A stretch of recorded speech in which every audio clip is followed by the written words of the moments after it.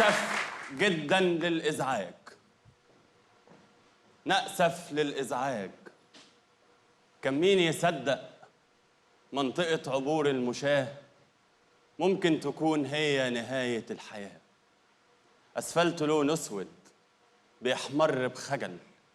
اخلع نعالك، اخلع نعالك، كام بريء فوق اتقتل. أنا بحكي عن حلم اتسرق، أنا بحكي مأساة الطرق، أنا بحكي عن إنسان حقيقي لحم دم بسهولة يبقى رقم مسلسل جوه صفحة الحوادث، يبقى اسم على الورق. أنا بحكي عن قطر الصعيد، أنا بحكي عن ابن اتحرق، أنا بحكي بنزف في الكلام. أنا بحكي ليكم والسلام من دقتي يمكن أو بإحساس الفزع. سامحوني، سامحوني لو ما دارتش جوايا الوجع، سامحوني لو فكرتكم بحاجات نسيناها. الصدمة صعبة في وقتها لكن بتاخد وقتها وتفوت. نأسف على الإزعاج، هذا الطريق ضار جدا بالحياة، ممكن يسبب موت. احسبوا كم لتر دم بنمتلك واسألوا الأسفلت لو محتاج. نأسف جدا للإزعاج.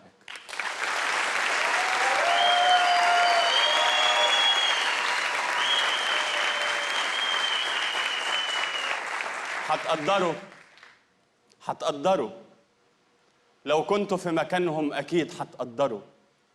دلوقتي على الأسفلت عمرك تخسره، ومصير حياتك مش بإيدك، في شخص تاني قرره بتهوره، وفي ناس بتلعب على الطرق بيهزروا وينوبنا وجع القلب.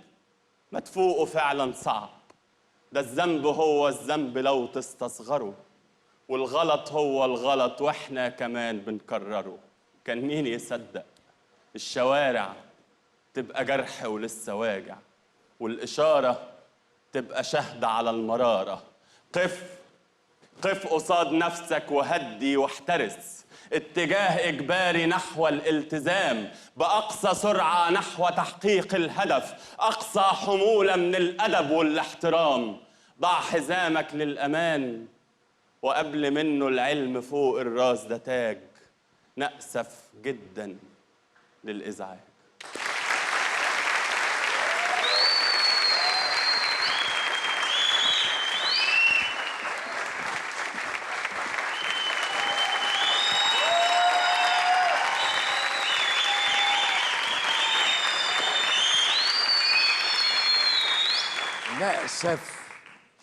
نأسف جدا للإزعاج.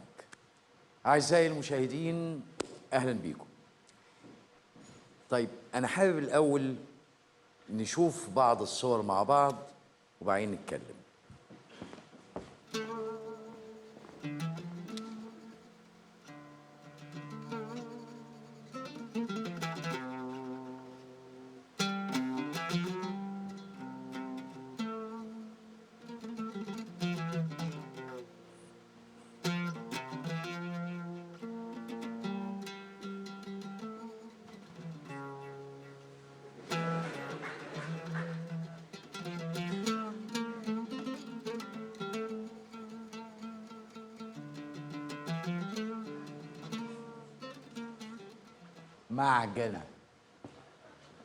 معجنة حقيقية. على فكرة، كل دول العالم بلا استثناء فيها اختناقات مرورية وفيها زحام، وساعات بيسموها الراش اور أو ساعة الذروة أو ساعة الزحام. الفرق فقط السلوك. سلوكنا ايه في الزحام؟ في لقطة هنا ما تعرفش أي اتجاه للشارع، بجد ما نعرفش ده رايح فين وده جاي منين وده طالع منين. هنشوف دلوقتي صور لاختراعات العالم بيجهز لها علشان تظهر والناس تعيشها بعد 50 سنة. نشوف. قطار الأنابيب متوقع ان تصل سرعته 6500 كيلو متر في الساعة، يعني يقوم من نيويورك يوصل بكين في ساعتين. نظرية الحبال المقواة، يعني حباله بينشروا عليها قطورات احنا عندنا الوحيبات دي عندنا هننشر عليها غسيل اكيد. سرعته 250 كيلو متر في الساعة. الأدوار المعكوسة اختراع مفيش قضبان بس رايح جاي، سرعته 240 كيلو متر في الساعة. مشاركة الطرق، طريق طاير، قطر مش راكبه ناس، قطر راكبه ناس بعربياتهم، عربيات موجودة جوه القطر ده علشان يحد من سرعة السير ويعمل سيولة في مناطق تانية.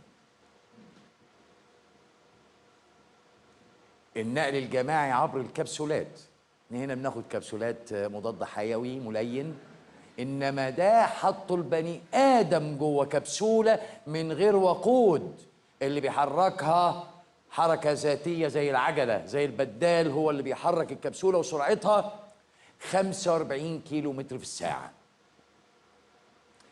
نظام اتبع القائد ده للتصدي لفوضى السير. هتمشي ورا عربيه، يعني عربيات متصله لاسلكيا الكترونيا، هتبقى يعني لو عندنا هنا في مصر لو واحد رايح حلوان هيجر وراه اللي رايح شبرا. كمان اسانسير، المصعد الفضائي ده اسانسير علشان يطلع الناس ونقلهم ايضا للفضاء. ده الاختراعات اللي هتحصل فعليا بعد 50 سنة. نشوف بقى يعني ازاي احنا ما سكتناش. اذا كانوا هم بيعملوا عشان 50 سنة احنا بنعمل ايه؟ ها؟ نشوف بقى التاتش والافتكاسات بتاعتنا، نشوفها.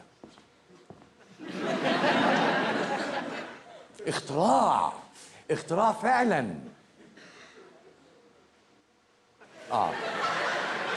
هما بيعملوا صواريخ تطلع الفضاء، احنا بنعمل بس يا دوبك البلكونه اللي فوق التاكسي. ده عبقريه.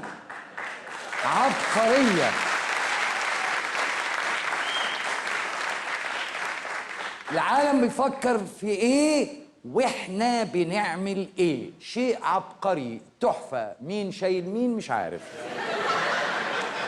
يظهر صاحبها فاكر ان صاروخ فخايف تطير فربطها.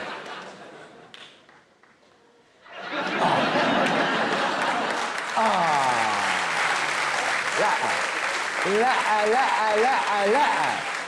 ما تقوليش عامل لي قطر طويل عريض يتكلف كام عشان يركب عربيات. لا ميكروباص وركب موتوسيكلات يا بابا. ايه ده؟ ايه العبقريه دي؟ عربيه فره من المكسيك. اختراع.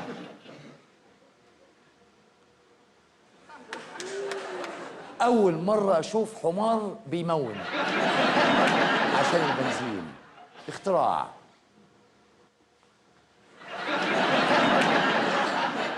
ده بقى اختراع من نوع تاني. قال لك لا مارينا ولا تقول لي شرم الشيخ، العربيه مطرح ما تروح وانا بستحمى يا عم مع الشمس. ايه ده؟ ايه ده؟ بيسين متنقل. ما شاء الله. على فكرة احنا مش بنتريق، احنا بنشوف العالم بيفكر في ايه واحنا ما زلنا طموحنا فين. تعالوا بقى نحط الارقام قدام عينينا عشان نفهم اكتر. عدد السيارات في مصر كلها 7,900,000 تقريبا سيارة أو مركبة. يمشي في شوارع القاهرة أكتر من 3 مليون عربية. العربيات دي ماشية في شوارع ما تقدرش تشيل أكتر من تلتها، وبالتالي لو 10% بس من العربيات دي عملت مخالفات انتظار هتبقى مشكلة كبيرة. الانتظار صف تاني بيفقد الطريق أكتر من 40% من كفاءته. التوقف فجأة بيفقد الطريق أكتر من 20% من كفاءته. المشي العشوائي، يعني الغرز، يعني يكسر على مطلع كوبري أو يجي لك من آخر الشمال لليمين أو العكس، ده بيضيع أكتر من 25% من معدلات السيولة. لكن القضية مش بس سيولة. نبص شوفوا الاتجاهات، مفيش اتجاه.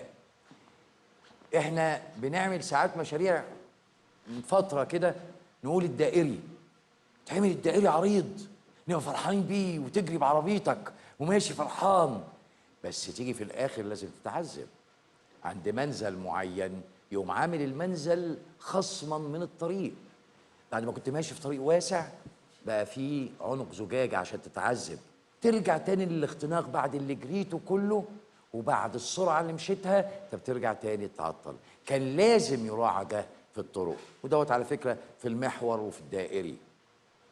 الرادار، فلسفتنا في المرور كانت، معرفش دلوقتي قوي ولا لأ بس أنا متأكد لأن عشتها، كان اصطياد المواطن.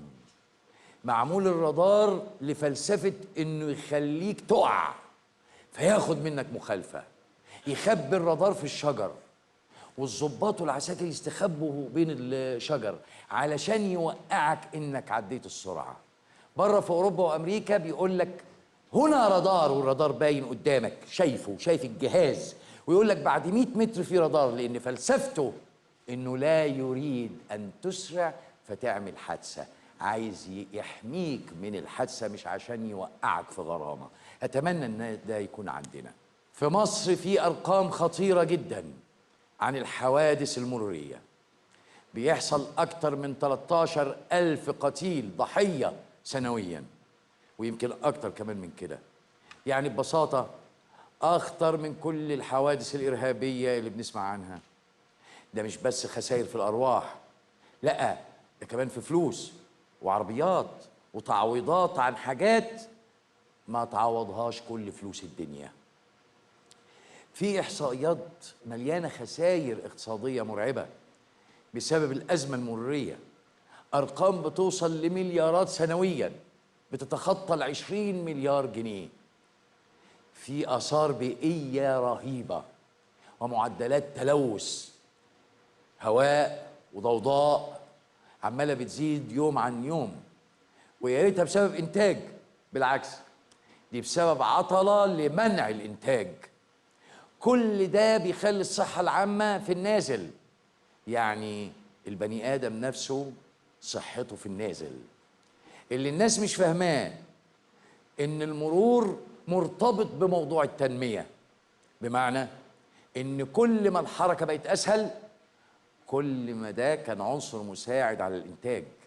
وكمان السياحة، السائح مش جاي عشان يتعذب، صحيح عنده اختناقات بس زي ما قلت الفرق إيه؟ ناس بتتصرف مع هذه الاختناقات بنظام واحترام وحق الآخر. كمان المشكلة المرورية دليل على عدم التنسيق بين أجهزة الدولة.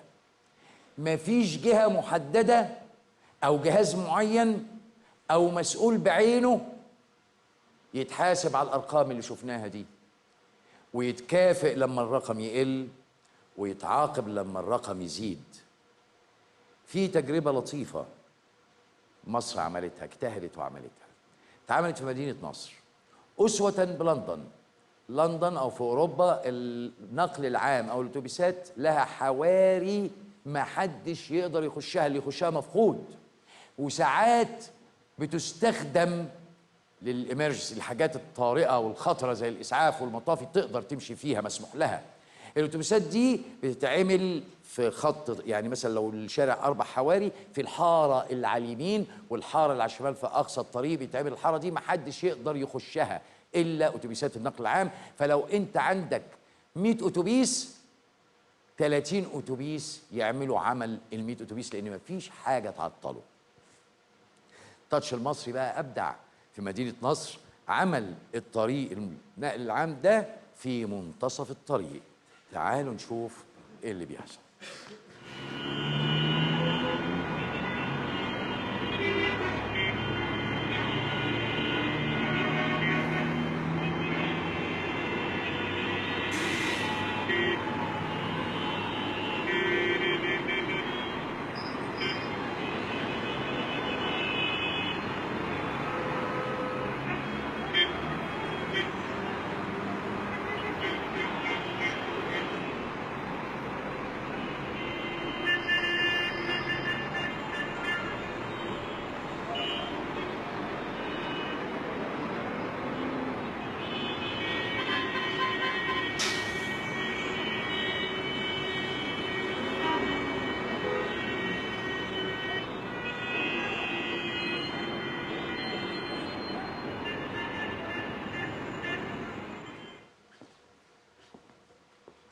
نعلق نقول ايه؟